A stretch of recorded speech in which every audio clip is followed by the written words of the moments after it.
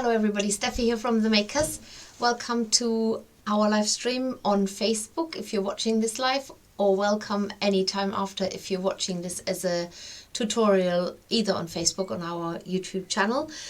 You're here to watch me make our little marigold fairy.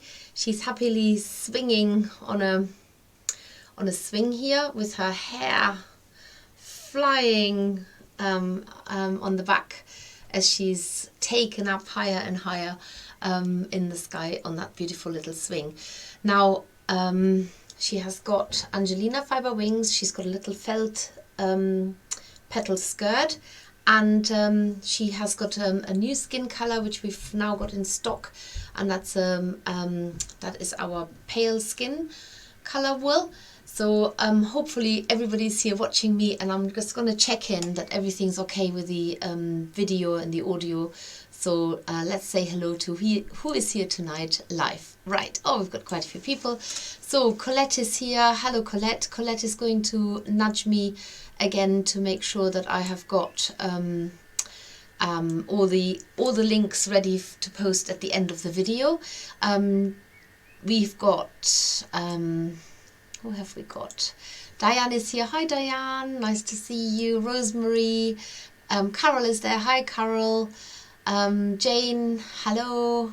And we've got Gina there who says evening, Steffi and Fluff friends from a sunny Lincolnshire, although there's grey cloud moving in. Oh no, send it away, send it away. Sherry from Tennessee. Hello Sherry. We have got Rose here and Valeria or Valeria. I'm not sure if I say it right or wrong, but she says ho, so I say hi. Michael is there. Hi Michael. And Alison is there, and probably some others that haven't made themselves known yet. Anyway, I'm really delighted to show you this tutorial, and I will just say that if you don't know this yet, we are going to post the fairy box for a couple of months, but not because we can't be bothered to do them anymore. It's because we've got some very exciting things happening behind the scenes, and as soon as it's 100% official, I will tell you about it too. But we've got this fairy and then next month's fairy, which is June, and that's going to be the seashell fairy. And then we have a little break, July and August. So if you're a subscriber, you don't have to worry. Your subscription the subscription money will not be taken, and we'll give you plenty of notice so you can decide whether you want to continue with the new fairies. Anyway, so let's get cracking. I've worked a little bit ahead because there's quite a lot of detail on this fairy, in that she has the felt petals need to be cut out, and so I'm going to show you what is in the kit, and I've started making the head.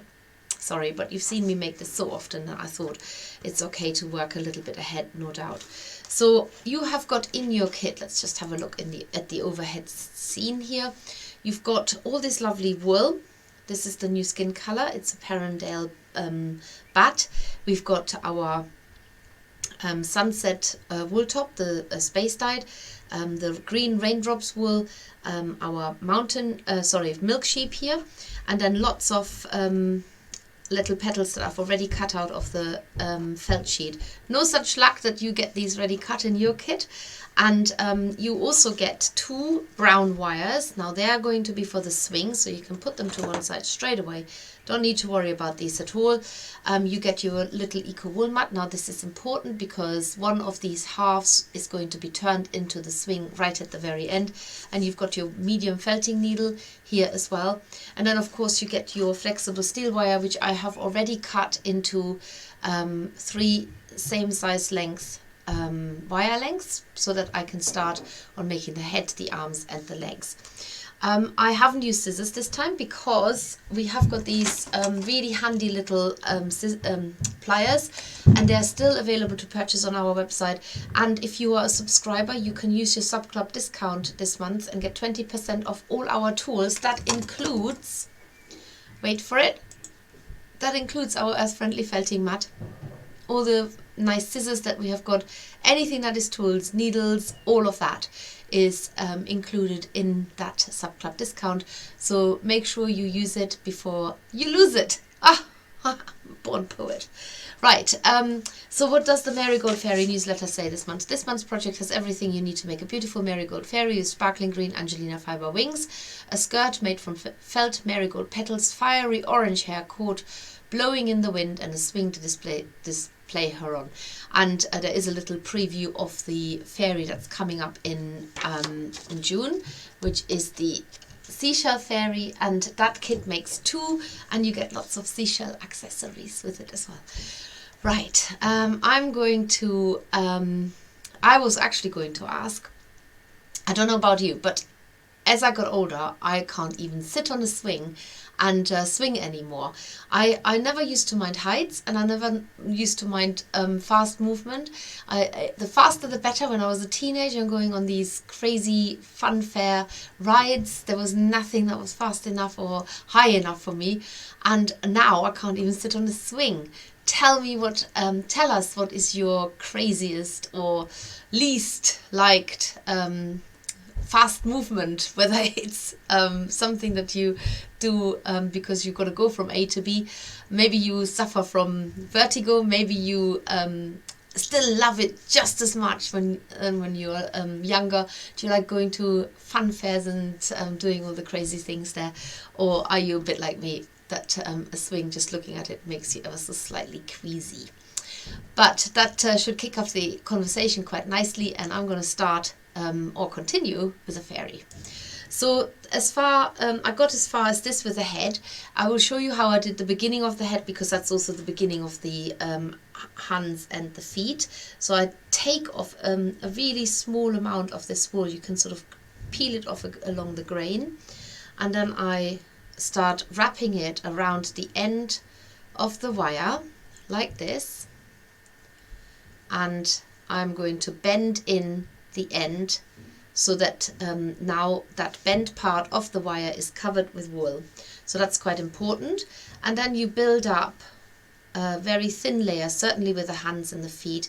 You don't want to go too thick there, and you work your way towards the middle. When you're making the hands, you work your way towards the middle, because you do need to leave about 1 centimeter of the wool, a gap between the 2 wool arms. And the wool is actually wraps really well. It's got nice long fiber.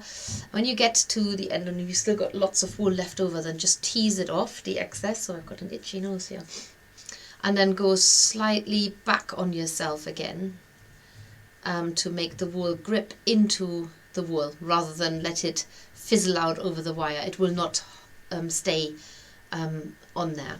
And then you repeat this on the other side. So remember, flat like a ribbon and nice and tight if you can. Bend the end in by about 0.5 centimeter, and then go back on yourself, cover that bent wire so that it's a nice neat end there, neat little hand, and then continue up the arm. And I kind of was hoping that I would run out of wool so I can show you how to join new wool on. But if you get to the end of any kind of wool, whether you've covered the arm or not, just go back on yourself so that the wool can grip into itself, and then take a little bit more. Only need a small amount. Important is that you start wrapping the wool in the same direction as you started out, and then work your way up where you need to cover more wool and finish off the arm. Always important, let the wool grip into itself rather than end it on the wire. So set of arms, not entirely exactly the same, so I'm going to add a bit more bulk on this one. It's easier to add bulk than to try and take it off, so just make that much more the other arm, and then we can move on to the legs. Here we go. There. I think it's quite a young fairy sitting on the swing. And now the legs is exactly the same thing, with the second bit of wire, or the third, whichever way you've gone. Normally I get you to make the head first, because that's good practice of wrapping wool, and it doesn't matter too much if it's not neat enough. But I'll finish the head off in a minute. So with the legs you can go all the way across. You don't need to keep that gap in the middle, and the legs are bare legs, so it's all in that skin color. And you're going to go all the way across. Now when you wrap wool in this way, sometimes it works better when you turn the whole thing round and just allow the wire to turn round and round and round, and let the wool slip through your fingers, so that it sort of gets nice and tight. Now I've run out of wool, so I'm going to back to how I started, because I've got to wrap the wool onto the wire in the same direction as I started, otherwise I unwrap it. So I'm going to start here, and then once it's established I turn it round again, and then I can continue all the way to the other side. That's the best way to do it, so don't get tempted to start from the other end and then you meet in the middle and it all unravels itself. So just keep going that way and come back on yourself if you need to. Just going to go to the end so I can bend it like this, and then I'm going in the same direction still. It's the foot there, all the way, cover up a bit more of the leg, and I'm still going in the same direction of the wool underneath, and get rid of that last bit of wool around the top of the leg there, make that a little bit bigger, and then I've got a whole set of legs covered here as well. Right, arms, legs. Now I've got to finish off the head. I've started wrapping it, so instead of going along the wire, you're just building up the wool. So I've got so much fluff in my nose, it drives me nuts. So go all the way around, as you did before. Then you take your felting needle and you felt it down. I've actually got a fine needle here, so I'm going to change to a medium needle as you are using. Felt it down. Underneath is always important, so that you get that nice rounded head rather than a long sausage on a wire. You want a nice round head here. Still not using the right needle. You know, last time I showed you how to store your needles in the multi-tool thingy here. I've just found it. So I've taken this bit out, that here. I took that out and I put the needles in there instead. And I couldn't find it earlier. So this little thing you must not lose. These are all my medium needles in there. So you can actually use that whole thing as a needle storage container. You can open it either at the top there, or you can open it at this end. You can have them the other way round in there. So yes, so that was quite a handy tool. I'm just gonna see. Lovely. Colette is on the ball. She's messaging me what I need to post at the end of the video in terms of links. So not to disturb the video as we've done before, we are posting everything right at the very end. So if you want to come back later, this is on Facebook, not on YouTube. On YouTube, if you just write down the names that I've mentioned, and then just go onto our website, www.themakers.co.uk, and you should be able to find everything in the shop there. We don't, obviously if you're watching this a long time in the future, then sometimes we don't have everything still in, because we do change our stock around as well, we add to it. But yeah, that's basically it. Right, little head made here. Now it needs to be about 2.5 centimeters, so I'm going to measure that against the instructions here, because on the left hand side of our instructions there's a tape measure. It's just under, so I'm going to give it another little layer. Just I've got plenty of wool left. We're always very generous with the wool in our kits, so you should have enough to make a nice firm round 2.5 centimeter in diameter head. I've got a couple of things that I have to tell you. So first of all, we've got a new subscription, which is actually a membership, coming up. Now I'm going to be really we're just going to involve you in all of this. I've been umming and ahhing what to call it, and I don't want it to be a club or a sub something. So we've already got sub club. We've already got this. I don't want it to be a club. I want it to be something to do with sheep, ideally. So a group of sheep is a flock, is also a mob. I don't know if the word mob goes down very well, the maker's mob. What do you reckon? Would you want to be a member of the maker's mob? And there will also be a higher membership level, which is going to be a fellowship. And all the details will all be advertised, and hopefully by the end of June you can join. There will be lots of perks. It will be cheaper than any of our other subscriptions, and there will be a lot of private content and a private group and all kinds of other things. I don't want to give everything away yet, but I can promise you it's going to be a very exclusive membership for those of you who want to be part of the Makers family. So what do you reckon? What's a good name? The Makers what? Family? Flock? Mob? I don't know. Tell me. I want to know. I want to know. Would be really good to finalize the name with whatever sits right with you. I thought of the Maker's Flock because I thought, you know, that's sheep, and that's what we mostly use, is the wolf on the sheep, but I'm open to suggestions. Right, so head is needle felted, and I'm just going to have a little peek at what people are saying. What kind of adventures are you going to be going on? So let's have a look. Oh, we've got other people have joined us. Dawn is there, Alison, Laura, hello. Sorry, I keep rubbing my nose, it's very annoying. Nikki is there, and oh, that mine.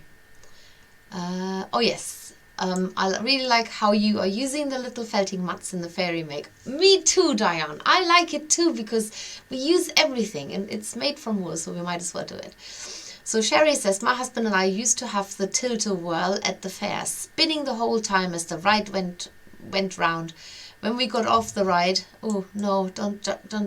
I need to know what happened when they got off the ride. The chat skipped now. Oh, it does that on does that here. I got to find you again, Sherry. I will, because I desperately need to know now what happened on that ride when you got off. Oh yes, when we got off, we couldn't walk straight because we were so dizzy. I cannot do that anymore. No, me neither. Oh, no, just thinking about it. Carol says, as I suffer with vertigo, I've never been able to do heights or fast rides. Always ended up minding everyone else's bags and belongings whilst watching. Sounds good to me now. I have trouble looking up at tall buildings, become quite busy. Ah, that's interesting. I love the spinning round rides, says Diane, which my husband hates. He prefers the roller coaster rides. Are we talking at the present time? Are you really still into this? I cannot stand those. In fact, they seem to make me need to stand up and makes my tummy funny. Oh, you're funny, Diane. The Maker's Flock Fellowship. I like it. She likes that. Yes, I think that's... And then we thought you could be a member. I think the Maker's Flock sounds good. I think that too. Flock sounds great. Mop is not so good, right? The Maker's Mop. The Maker's Woolly Mop. Dawn says Dawn. That's not a bad one if you sort of make the woolly in front of it. The Maker's Flock sounds good, says Sherry too. Rain has just joined us. Hello, I like flock, says Monica. My carnival days are finished. Went last week and felt ill, says Sue. There you go, that's definitely would be me. I once lost my glasses on a water ride. My husband saw them flying off and followed them. Oh, I got a funny story to tell you, talking about water rides. So I did very madly, I can't remember how many years ago now, but I did the Tough Mudder. In fact, I did 3 challenges raising money for charity, and one was a 24-hour race, so running for 24 hours. But we did this in teams, so in total I clocked up 33 miles with little breaks in between. Then I did the Tough Mudder, and then I did the Classic Quota, which is the coastal path in Cornwall going from Land's End to... from the Lizard to Land's End, that way around. And so the Tough Mudder, this is what I'm going to talk about. I wear contact lenses, and there's a lot of submersion into water at Tough Mudders. I don't know if anybody's ever done it. I didn't have a good feeling about the whole thing, but anyway, I went along with it. And the first, well, pretty much one of the first rides was where you went sort of almost vertically in a tube down some freezing cold water. In fact, there were ice cubes swimming in it. And you went under, and you had to go. Oh, even thinking about it makes me feel weird. You can't see because it was muddy water. There's a reason why it's called the Tough Mudder, and muddy water. But then you had to feel your way underwater, that you hit at a certain speed, with the water shooting up your nose like it's never been so pressure washed ever. Under some construct, and then come out the other end. Well, let me tell you, it is a natural reflex to open your eyes underwater. You can't help it, because you just want to see where am I, and that was one contact lens had gone. That was it. So no chance of finding it. Obviously, I came out the other side, and it was also very unfortunate because I can actually see better out of my right eye than my left eye, but it was my right eye contact lens that went. So yeah, that's it. That was bad. And so I went along one-eyed, looking like this where I was going, and then and it was one of these mudslides. I can't describe it any better. It was just up and down. You had to literally slide hands and feet and everything, trying to get over these waves of mud. It was solid ground, but it was just covered in mud. They must have completely made it wet. And it was just gooey, like custard. Imagine wading through custard, except it was mud. I wish it had been custard.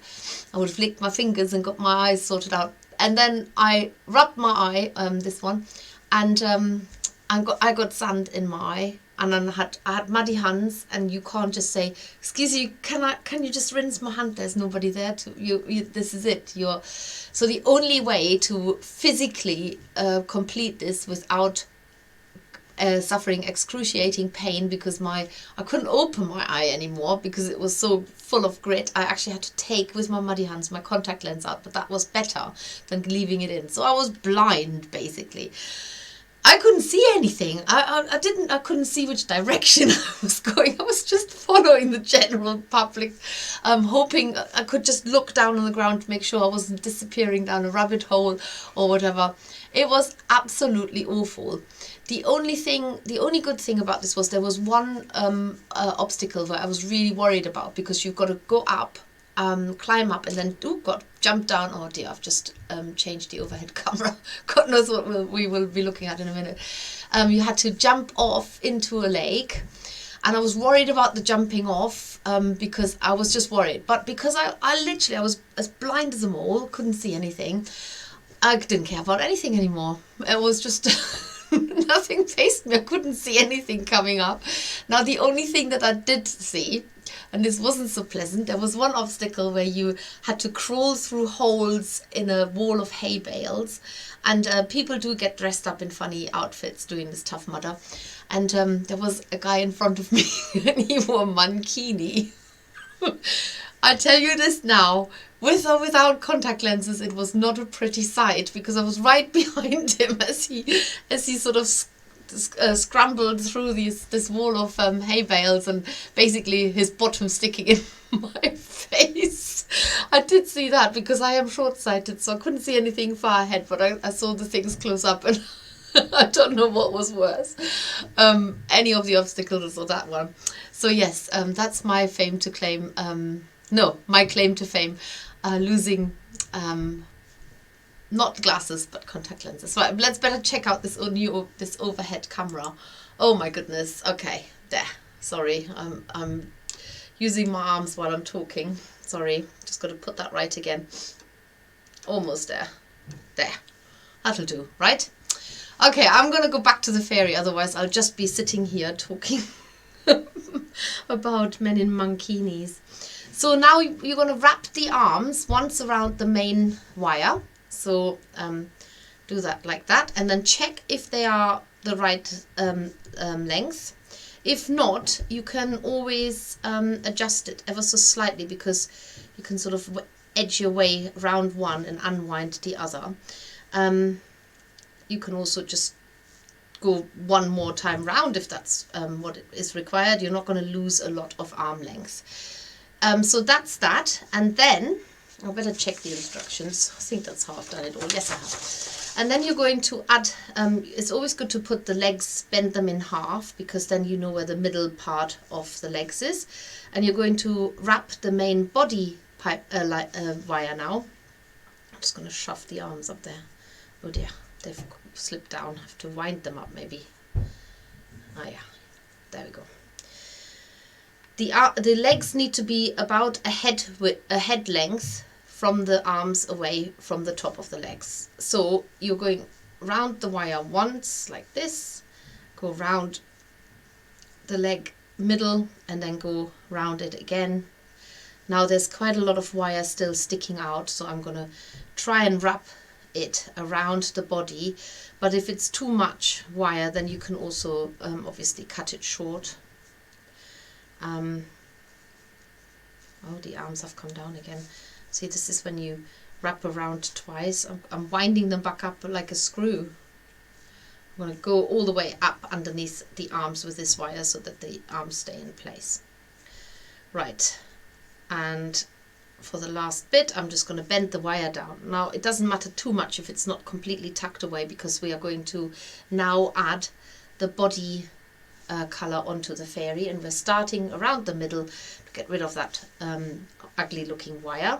So keep wrapping around the fairy, and then you're also going to go round and between the legs. So round one leg, that's how I always do it, and then round the other leg. So you've got a fairly even wrap there.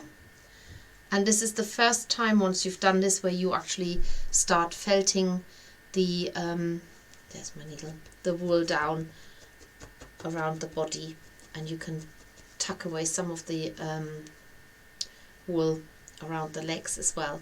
Felt along the leg rather than straight into it if you need to tuck some wool away, and then just get rid of the wool. The wispy wool, you're not getting rid of the wool, you're just getting rid of the wispy bits sticking out, and you're firming it up by stabbing into it. And we're going to add more green wool to even this out. This is just the first layer to get that wire covered up, because we also need to go over the shoulders.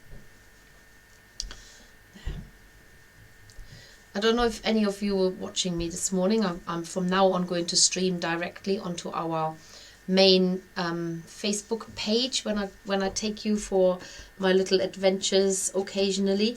I'd be very interested to find out if you want me to do this, or if you have seen enough. But I have usually done this in Everyone a Maker, but I think it will be nice to share it around with other people who haven't joined Everyone a Maker. So that reminds me, if you do want to join our private Facebook group called Everyone a Maker, you can do that. Now, I don't know if you can see, but this arm here has got a bit loose, but because I've wrapped all the wool in the same direction, I can actually just neaten it by twisting it, and that will just hold enough for now. You can also felt it down a little bit. I have made neater arms before, I will be honest. That would be fine. Felt along the arm rather than straight into it, because you just push the wool straight out the other side, and then you will felt it from the other side, and then you push it out again, so it becomes a bit of a vicious circle. Anyway, what I'm trying to say is I did have quite an adventure at the weekend. Carol will be confirming this, that I tried to rescue a gosling in the forgotten it now, the fountain pond at the Hampton Court Palace, and I went against all authority. People told me I'm not allowed to go into the pond to rescue this gosling, and I ignored them. So I thought I might get sent back to Germany with going against the authority of the staff at Hampton Court Palace. But anyway, I didn't. I'm still here. So yes, no, I didn't rescue it. That was the only other thing. I didn't manage. It was too late. So very upsetting, but I did try, and I only got wet to about my lower waist, and it was a sunny day, so I did dry up fairly quickly, and no harm was done. It was definitely not dangerous, as they thought it would be dangerous going in there. It wasn't. I could see the bottom of that pond. Okay, right. Felting into that body. Oh yes, and the reason why the goslings couldn't get out is because there was no little ladder or platform for them to come out. So yeah, it was really upsetting. I've bent the feet up now, if you can see. Arms are here. I'm going to neaten up the top of the fairy here a little bit by giving her little sleeves. So you can just add a little sleeve onto the fairy here. It was interesting how some of the exhibitors came up to me afterwards and they said, "Oh, you were very brave." The bravery was not going into the pond because I was worried about the pond. I really didn't think it was at all. I think going on some of those rides is way more dangerous than going into a pond where you can see the bottom and you just wade along it. It wasn't slippery or anything. And I cannot imagine there would have been glass in there because this is such a well-kept ground with such sensible people. Anyway, what was brave of me, and that was what took my courage, was that I went against authority. And it's interesting because I kept thinking, what is it? Why don't I just ignore them? What are they going to do? They're not going to arrest me or anything. And that was the bravery, really. That was where I had to put all my courage together and just thought, no, I am going in this pond now. I'm not going to be told I can't. So, yes. Oh dear, Carol, hey, what adventures we go on when we go to these fairs. Dear, dear. Oh dear. Right, okay, so, little fairy is here. She's definitely eaten lots of, she's done some good old pull-ups, I think, this one. Got some muscly arms there. There we go, that's how far I got with her. And now the petals come into the game, and they are here. But before I go to the petals, I'm just going to have a little look again at you guys, what you are putting out there. I really hope that my computer isn't deciding to restart itself, because it you know, when it comes up with this restart thingy, it says select a time to restart. I'm not selecting anything right now. I'm just going to ignore it. Yes, so Carol said, can you imagine the headlines? Woman strips to pants in royal mom to save Gosling. Not just woman, crazy German woman. Oh dear, yes. Yeah, it won't be in the newspaper because I didn't actually save it. Oh my god. I'm sure they wouldn't have stopped you if it was no, they wouldn't have stopped me if it was a person. Absolutely not. I think one of the comments, one of the employees there said, "Oh, we might all have to jump in after you." For what reason? Oh my goodness. Didn't help. The coots were nesting, and Daddy Coot was trying to protect his babies and unfortunately saw off a couple of the babies. Yeah, not in a very nice way. I won't give you the details, but it was really, really upsetting. I was upset all day, to be honest, but I'm such a soft touch when it comes to animals. So yeah, I know it's just one. You know, you think, oh, it's just a gosling, but it's not the point. Does health and safety need to get in the way of that when it's not, when you can actually, you are a grown up? I'm not a risk taker. I'm not a what's the word? What is the word? It will come to me. I'm not reckless. I don't do reckless things. I'm really quite cautious when it comes to physical stuff. And I was absolutely happy going in there. It really didn't take any bravery whatsoever. And I had very sensible pants on, so nothing to see. Right. I'm going to now continue with the fairy and the petals. So imagine you have to cut all these petals out, which I have done already, and you're going to take little wisps of this lovely colourful wool here.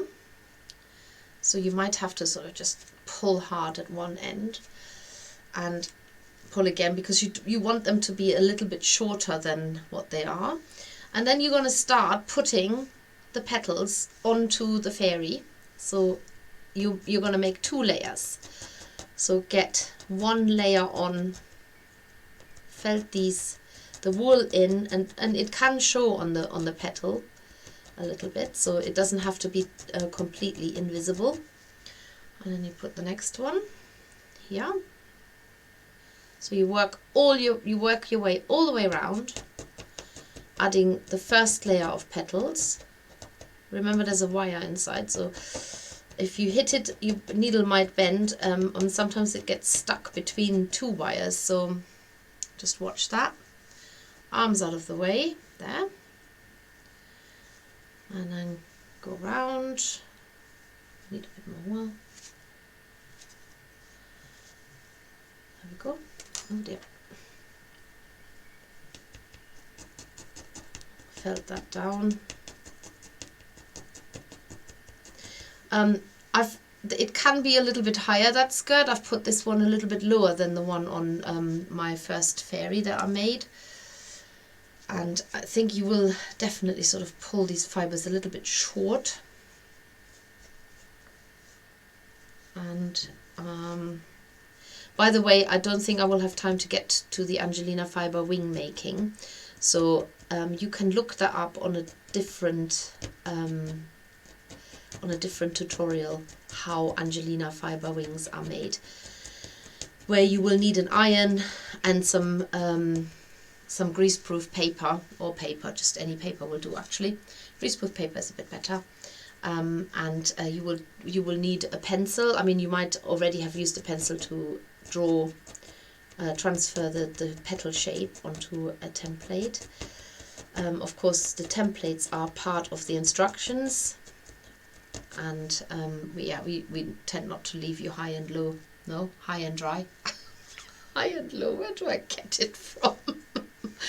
Oh dear, oh dear, oh dear. I do know when I say it wrong, but unfortunately not until after it's come out of my mouth.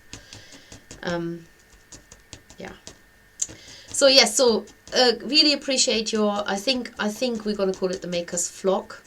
I mean, a flock, I know there might be other people out there who call something the flock, but then flock is not an exclusive word, but it will be the Maker's Flock. So, and we will have members and fellas, members and fellas, yeah, so that's going to be fun, right? But the details will all be announced in due course. Now the fairies petals, or the flower, they won't be hanging down like this. We're going to put them up a bit later on, but that can wait just for a minute.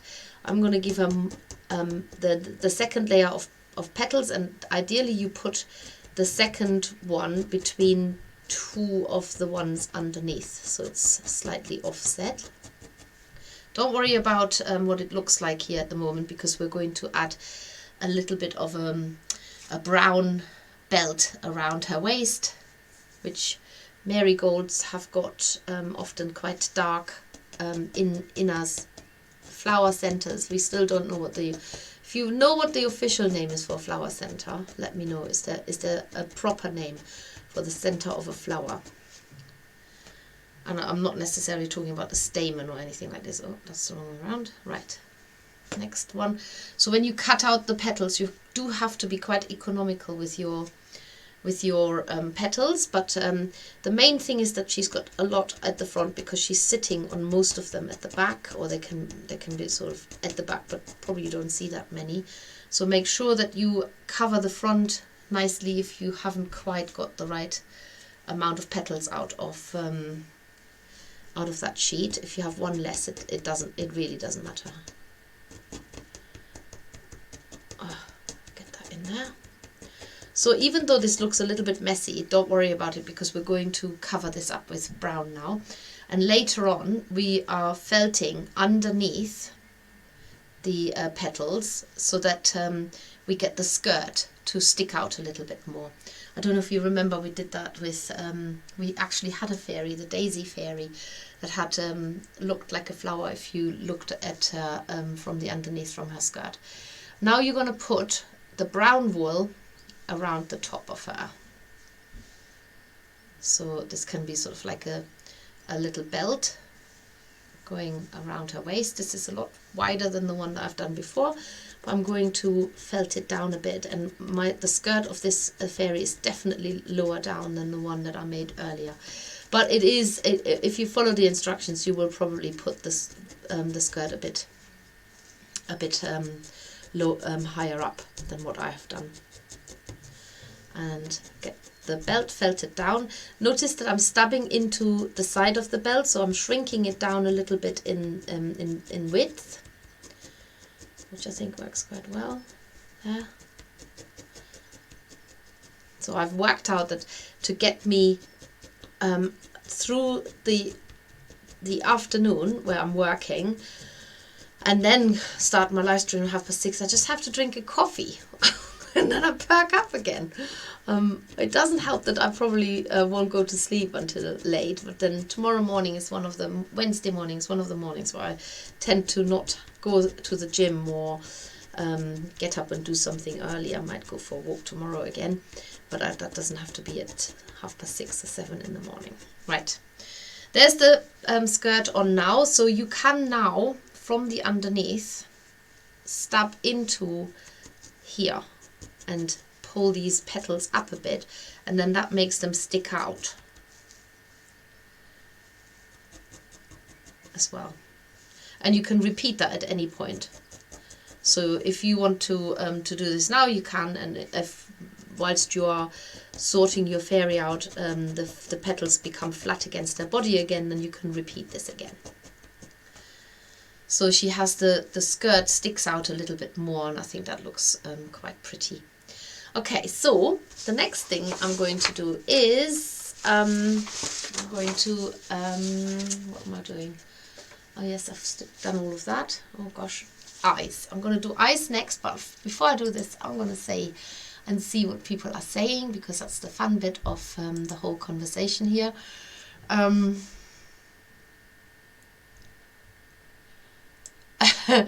Oh yeah, sorry, we're talking about the mankini still. I remember that mankini make. I know.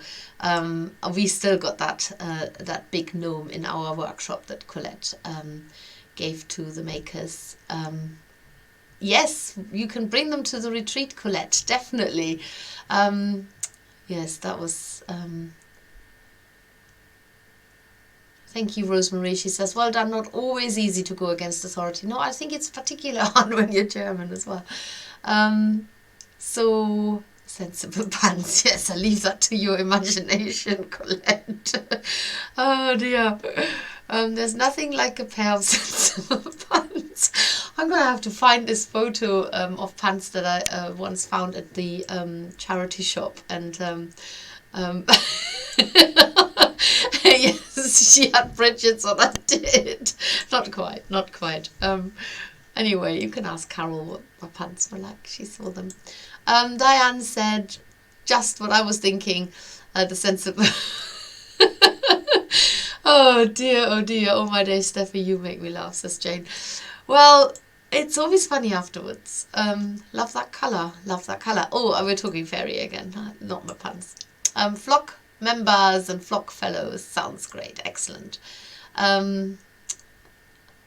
Oh, the pistil, is that what it's called? What the centre of the flower, so not the stamen and not the, it's called the pistil. Ah, excellent, the daisy fairy was lovely, yeah, I really like that one. Middle part of flower is called pistil. Aha, okay, I have to try and remember that. P-I-S-T-I-L, pistil. Oh, makers members, Colette likes that. Does look like an, echidna? Echidna? Does look like an echidna. Is that the scent of the flower? I have no idea what I'm saying here. Best not repeat things you put out in case you get me into trouble. But anyway, let's get on with the fairy, because we need to give her eyes. And for this we have got little glue in eyes in a pack here, which I will show you now. Still love these little glue in ice in the fairies. Is there anybody out there who doesn't give their fairies facial features? It is not essential. You don't have to do it. Not everybody likes it. It's also quite fiddly, and the more minimalistic the better, because you can, if you go over the top, it can look a bit scary. So for this you have to make a hole. You can use your felting needle, or if you have got an awl, which I should have somewhere here, I've seen it. Where did I put it? Oh, I'm terrible for finding my things here on the table. It's because I've got 2 desks and I work on both. Anyway, I'm going to use the needles today. So I go all the way through the head to make a hole on for one eye first. Put the eye in there, and then on the other side. Keep the eyes on the middle line, so where you imagine the ears would sit, here on the side of the head. That's the line you need to sort of draw in your mind. From ear to ear is where the eyes are sitting. And then, as always, the eyes get glued in only when they're in the right place, and you keep them in, and all you do is add a dab of glue. This is our Stick It glue stick, which we still love, and I will share the link later on as well. And would you believe it, that the glue in eyes are actually one of our best-selling products. We always sell glue in eyes every day. They are definitely one of our... Oh my goodness, I'm really not happy with the arms today. But that's just, I don't know. I'm just going to leave it. I'm going to leave it. I maybe should make the upper arm a bit bigger, then it looks better. Otherwise she looks like she's got only triceps and no biceps. Right, I'm going to give her sturdier upper arms. And she's probably been on that swing for quite some time, and she's been holding on, and all her muscles have grown. A muscly fairy. That's what we like. She's very strong. Okay, one arm and then the other. That looks a bit more in proportion. So maybe that's what was wrong. It's the proportion of the upper arm to the lower arm. So I love that about needle felting. You can always change things, even when you think you're done with it.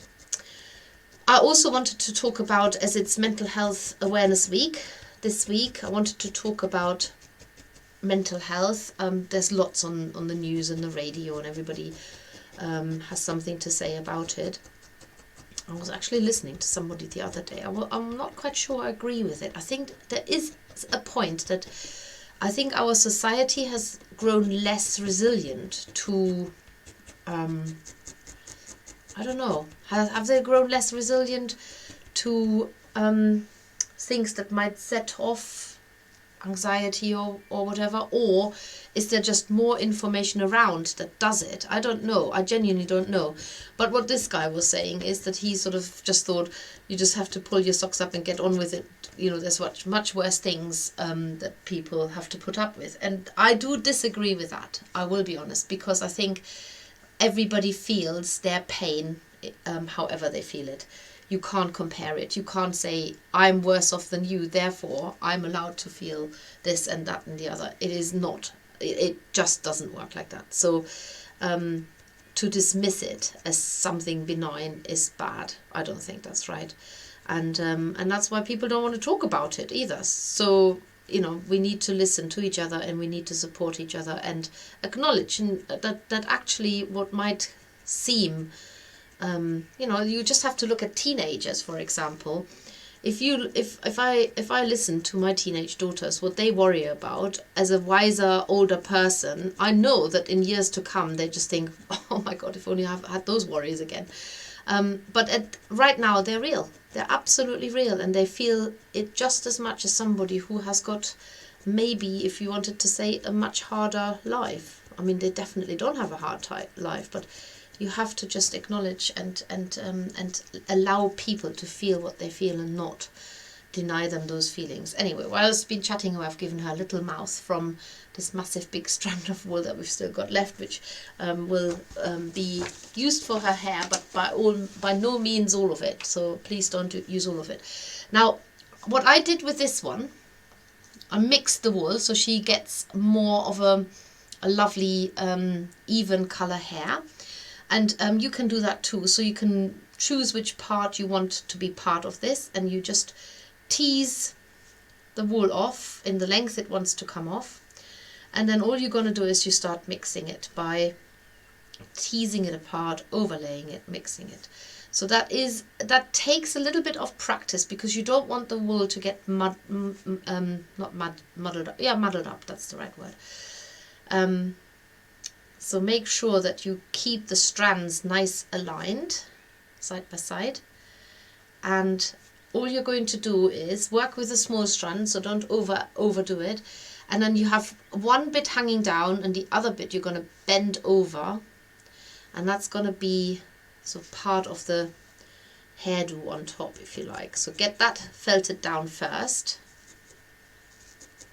And frame the face. I always frame the face first.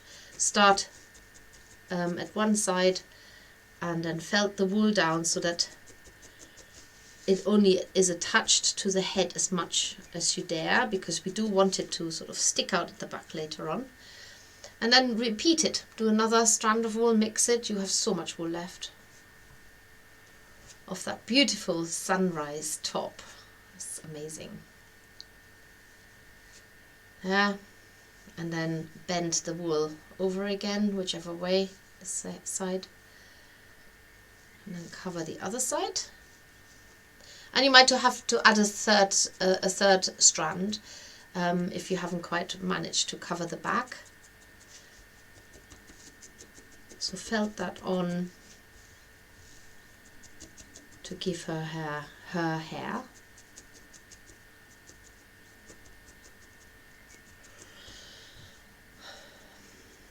And then, because you can make that top quite stiff by having it sort of stick out at the back, like the wind is blowing through her hair. You can shorten it a bit if need be. And if you need to add more into the face, you can add smaller amounts. It doesn't have to be all a big strand. So add smaller amounts, maybe give her a fringe if you want to, and just felt it down so that now that you know it's enough, just have it sticking out at the back. Now you do have to make sure that you don't felt it down too low, because you do need to add the wings here on the back. So they need to sit right here under the hair, but the hair will sort of be flowing behind her in the breeze. And you can even add another layer here on the top, so that it doesn't look like the hair is fastened to her neck, but the top layer of the hair is actually. So you could do this by just adding another layer, but only fasten that on at the top and allow the back to stick out more, as in real life, where the hair is at different lengths on different parts of the head, but of course this part will be flying straight out at the back there.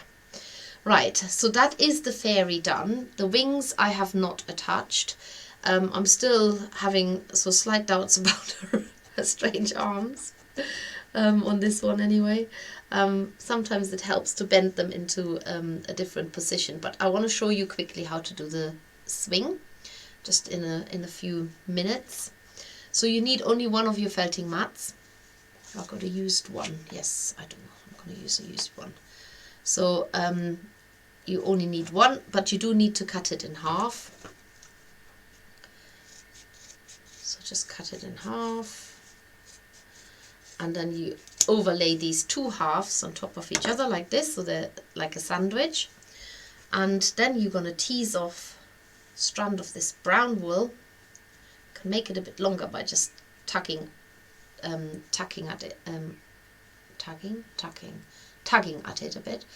And then wrap the 2 layers of wool up tightly and leave about 1 centimeter at one end. And now you're going to have to felt this down quite firmly. I've covered my earth matter up with a new felt sheet, especially for this fairy, because I think it looks really nice against the green and the orange of the fairy. I love marigolds. They you can eat them, calendula flowers. You can calendula, where did that come from? Calendula. I'm telling you, my language is going to pots. You can eat the petals, and they have people make cream out of it because they have healing properties. So it's a very useful flower. It smells beautiful and looks really bright, and they come in different shades of brightness as well. So lovely. Right, cover the other part up as well. So it's best to really felt this down ever so solidly. Now you could be using a 3 needle felting tool. I've got the blue one here. If you've got the clover one, use that one. If you have got the clover 5 needle felting tool, use that. If you have got this one here properly set up, I'll do it now. Take the needles out. I'm going to put them in from the other end. Then use that. That will be a really good tool to use to get this felted down quickly. Put all the needles. Oh, there's all kinds of needles in there. There's no longer the needles in there that were originally in there. Make sure that you don't use that little plate, because that stops the needles from slipping into the lid. Then open it again. And then go for it. Just keep your fingers out of the way, whatever you do. But you want this to be felted down really square. So just stab into the wider sides and more narrow sides. So into the top, bottom, and the sides basically, because you want to square it off. That is what you want to do. So that it looks like planks of wood, especially as you can see these bits here, so that gives it sort of that extra look. And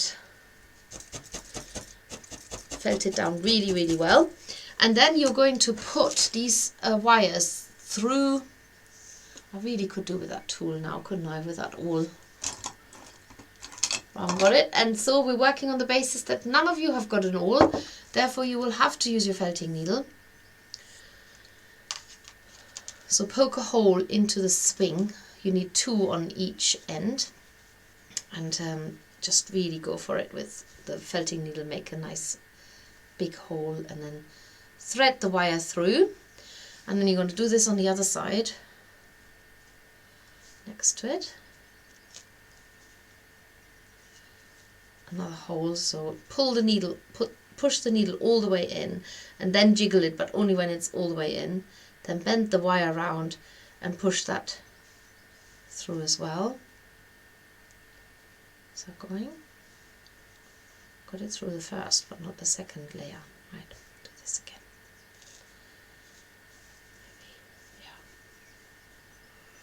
So you can see with an awl you would actually get this done a lot quicker. You can also use a skewer, or if you have a felting needle or something like that. The main thing is that you can, it's an adjustable swing, so you don't have to have it really long or really short. You can decide how long the swing is as long as you thread both ends in the same way. And so I'm just going to get the other side done. So you just have to adjust it as you to your requirements, so to speak. Oh, that went easily in there. The other side. Definitely make one hole at a time, because you're gonna it just needs to move a little bit and then you've lost it. Like, I don't know where this one is now.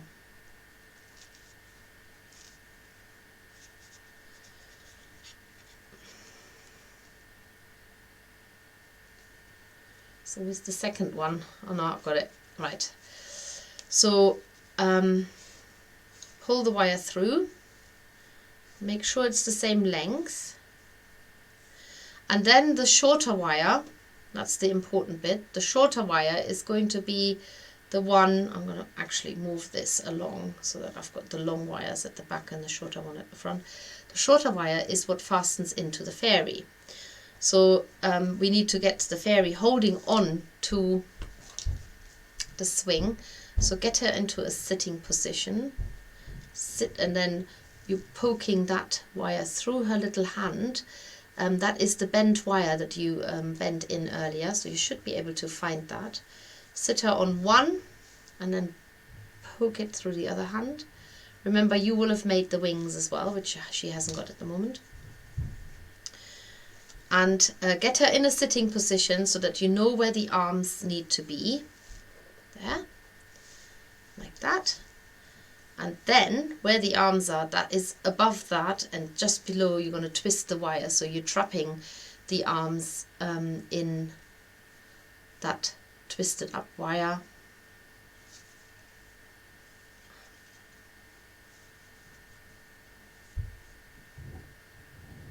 It's hard to twist at the bottom, but just one tiny little twist is enough, just so the arms don't slip. They certainly won't slip off, because obviously they can't. And then you've got your little fairy on the swing, and she can lean back, and her legs can be forward, and her little skirt can be adjusted so that it's flying in the wind behind her there. And there you've got your little fairy swinging along in the wind. The wires bend over so they can sort of sit on your shelf or clip onto something that's like a, I don't know, I've got mine clipped onto all kinds of things that are randomly in my office here. But there you go, that's the little fairy on her swing, all ready to enjoy the summer that's coming. And you can have the real calendulas in your garden and then take a nice photo with her swinging next to them. And that's basically the Marigold Fairy done. Another one in the bag, and I am looking forward to next week, because we will be doing the surprise box make along, and I think I'm gonna do some fruit and some vegetable.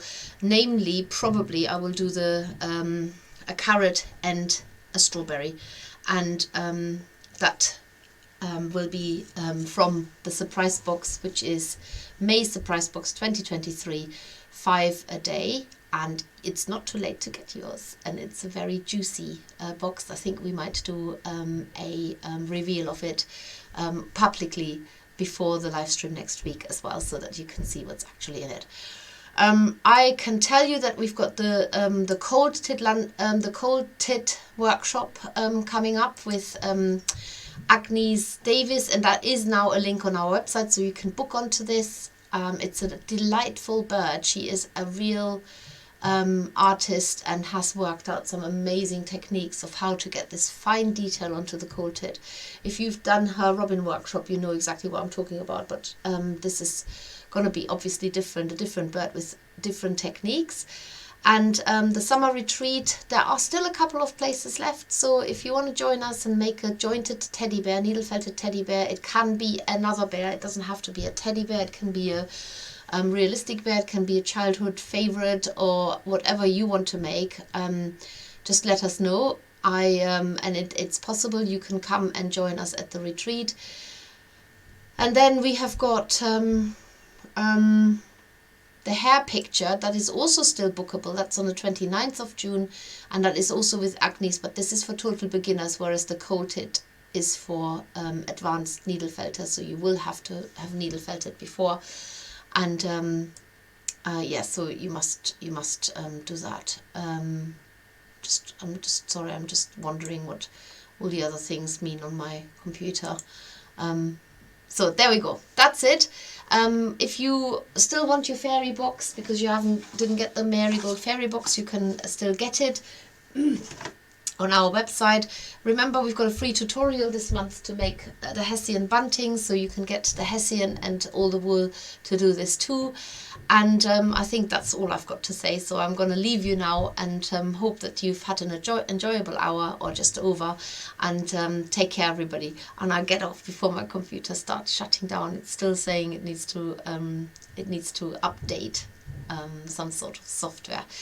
So I'll let it get on with that, and I will see you all next week, if not before. Take care. Bye.